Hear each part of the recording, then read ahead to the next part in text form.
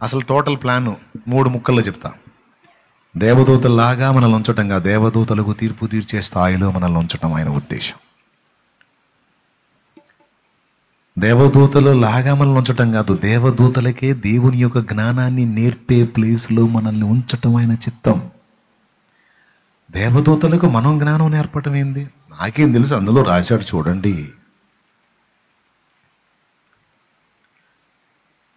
ప్రభు అయిన యేసుక్రీస్తు నందు చేసిన నిత్య సంకల్పము చొప్పున పరలోకములో ప్రధానులకును. పరలోకము అంటే ఎక్కడిది? అక్కడిది. ప్రధానులు ఎక్కడి వాళ్ళు? అక్కడి వాళ్ళు. అధికారులు ఎక్కడి వాళ్ళు? అక్కడి వాళ్ళు. సంఘం ఎక్కడిది? ఇక్కడిది. పరలోకములో ప్రధానులకును అధికారులకును సంఘము ద్వారా తన యొక్క నానావిధ జ్ఞానము ఇప్పుడు తెలియబడవలని ఉద్దేశించి. ఏమండి, ఈ వచనం ఎట్లా రాస్తే బాగుంటుందేమో.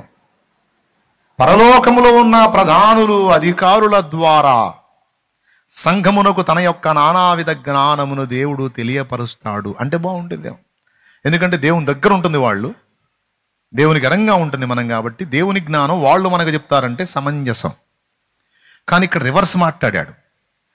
అక్కడున్న ప్రధానులకు అధికారులకు ఇక్కడున్న సంఘము ద్వారా తన నానావిధ జ్ఞానం, అది దేవుని ప్రణాళిక.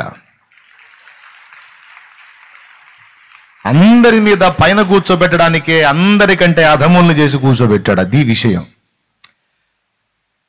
ఈరోజు అందరికంటే వ్యధవనైపోయాను, దిగజారిపోయాను, అట్టడుగును కూర్చున్నాను, నా బతుకేందంటే ఓ రేపిచ్చిన ఆయన రేపు అందరి పైన కూర్చోబెడతాడయ్యా నిన్ను.